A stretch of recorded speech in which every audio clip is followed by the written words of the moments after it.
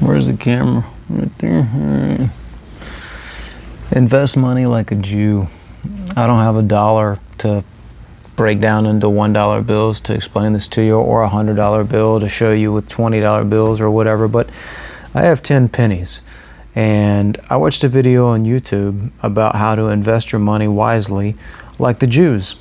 And let's just face it, I've got no weird Jew hatred or whatever they call that form of disrespect towards the Jewish people or the religion.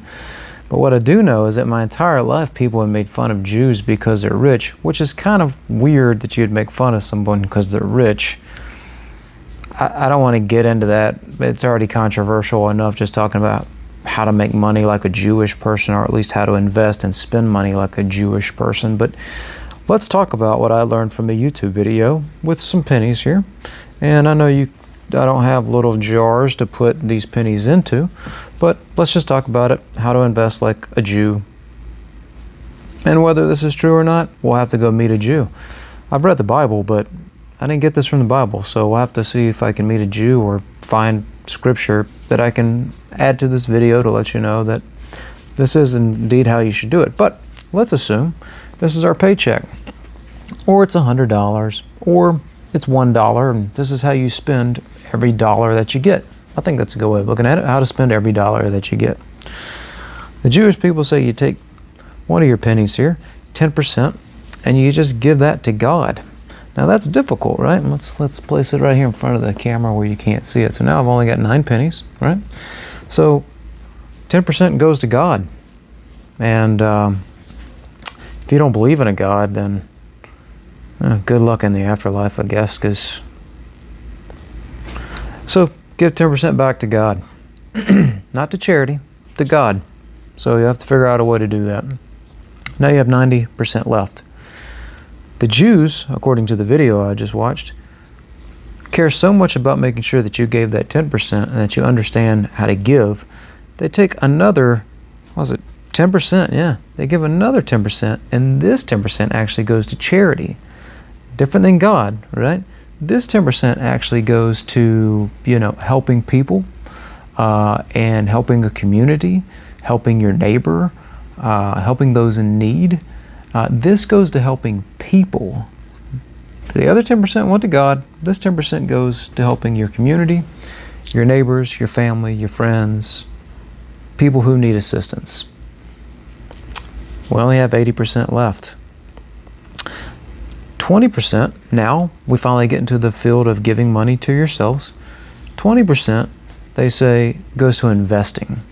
And you can take your 20% and you can invest it however you want to, assuming you're investing it in a way that's going to reimburse you back.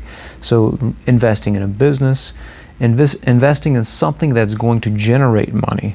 It's not just, I guess it could be a 401k, it could be an IRA, but that's a bit of gambling, I would say, so I'm not exactly sure. But I guess this 20% can be spent however you want to, so gamble with it, I guess, if you want to.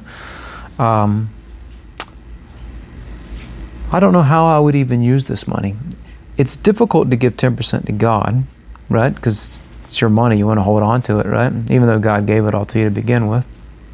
You feel like you're just throwing your money away, right? You could save it.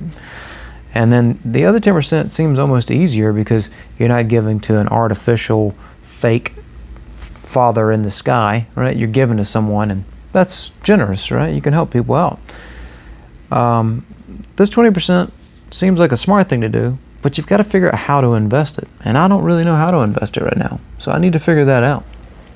I could dump it into a 401k, a CD at the bank, whatever. I'll have to figure that one out. I don't know how to do that one. Now we have 10%. 10% goes to saving, not the investing. Remember, we could have just invested 20% in anything we wanted to, the IRA, the CD, but they don't consider this 10% that. They consider this actually saving. You're actually not going to lose this 10%. You're actually going to put this in a savings account. You're actually going to dig a hole in the backyard and bury this 10% into the jar and not tell anybody and save it. So that's an easier one to do, right? We can save money.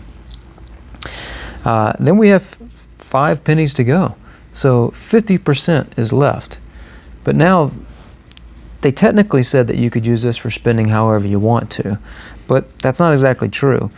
We have to pay our bills with this 50%. So within this 50% that's still ours, we've got to pay our mortgage, we've got to pay our car payment, we've got to pay our insurance, we've got to buy clothes, we have to buy food, we have to pump gas, we have to pay the power bill, we have to pay the water bill, we have to pay the cell phone bill, we have to pay for the internet, you have to pay for the power in your house. This 50% goes to all of that. So this 50% gets very focused, I would say, on how we should spend it. We should very much kind of use a Christian mentality now, if you've ever heard of Dave Ramsey, about how to organize this 50%. We have to have our spending in order to make sure we don't waste this 50%. That was difficult enough, what we already did with the other pennies, but these pennies, we have to be smart with this. We have to make sure we're not spending more money than we're earning, regardless of how much money we earn. We have to make sure we're not spending really more than 50% of anything we make, because we've got to figure out how to make this 50% work for our bills. We have the other 50%, we've already talked about how to divvy that up and divide that, but this 50% has to pay our bills. And if we're smart, we basically will learn how to live our life off of maybe, let's say 30%. And then we have 20% left for fun. But fun can mean a lot of things to a lot of people. It could be buying a new orange amplifier. It could be painting your bathroom wall. It could be, a vacation. This is the fun money, but we only get 20% of this. So if you don't spend your 30% wise here, this is gone, right? So it's very important that we figure out our finances so we can enjoy this 50%. But let's go back and talk about the first 50% and what's difficult about that. First one, do you believe in God? I do, but you decide how you want to spend that money. But I'll be honest with you, it's very difficult for me to decide just take 10% of my income and give it to the church. It's not easy. It hurts. It's a struggle I have. Me and God can fight against that one, though. It's not for me and you to talk about. The second 10%, charity. I like this. This is a lot of fun. Giving to help others is very fun.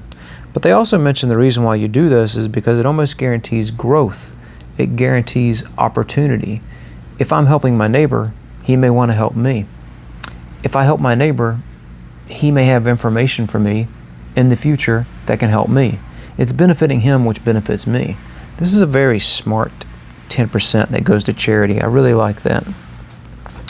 The investing, we talked about that. It's a fun thing. You can have fun investing. And also the other thing with that 20% that you invest, if you fail, it's okay that you failed, but learn from it. It's kind of a learning zone, right? It's to invest a little bit, see if it worked out, and if it didn't. If you fell at it, it's okay because you've divided up your money wisely with the other pennies, so you're doing okay.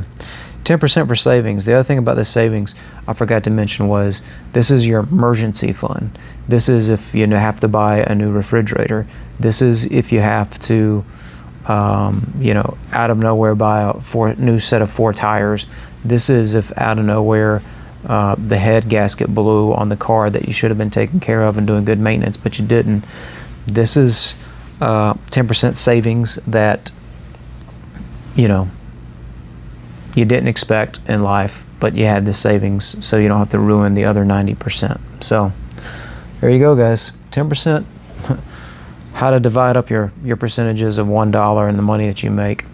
And I think I did a pretty good job explaining how Jews decide to invest their money and divide their money wisely. So I hope that's helpful. I hope you learned something. We did it in 10 minutes, and I'll see you in the next video. Thanks.